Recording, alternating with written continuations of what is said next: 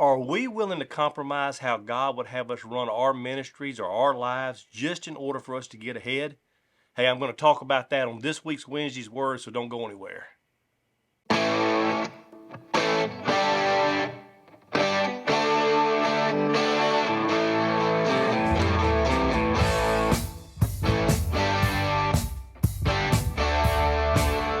What's going on, y'all? Hey, if you're new here, I'm Ray with Second Chance Rising, and this is a channel that's more than just about our music and rig rundowns and gear reviews, but it's also about our ministry and helping us grow closer to the Lord, and I hope that we're helping you grow closer to the Lord as well.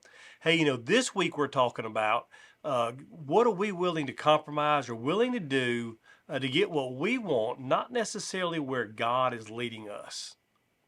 Now we can read here, we go to 2 Samuel chapter 12, verses 8 and 9. This is Nathan the prophet talking to David from what the Lord is telling him to say.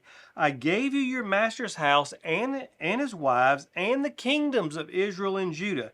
And if that had not been enough, I would have given you much, much more. See, the Lord wasn't even finished blessing David in his ministry and everything that he was doing, the Lord had already gave him. But David wanted something that he wanted, not what the Lord was wanted, obviously, and not what the Lord was leading him to do, obviously. Why then have you despised the word of the Lord and done this horrible deed? For you have murdered Uriah the Hittite with the sword of the Ammonites and stolen his wife. You may be saying right now, Ray, I would never do anything like that just to get what I want, or so forth and so on. But let me ask you this, instead of we just judging David here, but let's take a look and spotlight our own ministry and our own lives. Let me ask you, Christian band members, worship leaders, have you ever talked negatively about another band in order to try to get a gig? Have you ever embellished on how large your ministry is and how large your following is in order to get ahead or to over another band or to try to do a particular show? Let me ask you, even maybe in your workplace, have you ever embellished your resume or talked negatively about another employee to try to get a promotion? Maybe even within the church or trying to go to another church to get maybe a worship leader position. Have you ever talked about your experience level, or to even put down another member of the worship team in order for you to be able to get that position?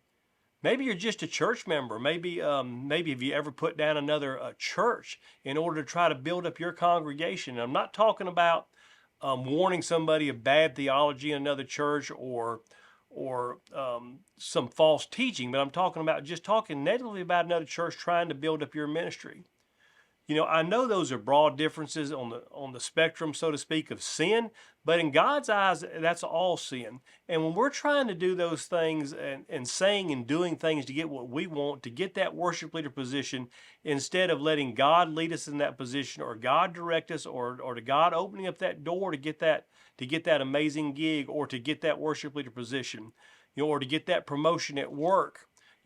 Are we compromising what we're supposed to be doing and being a good representative of how the Lord would want us to live our lives?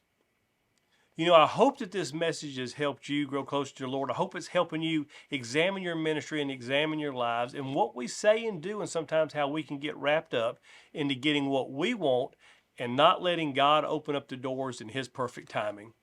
Hey, I hope you've enjoyed this. I hope this draws you closer to Christ. I hope that you'll consider subscribing, liking the videos.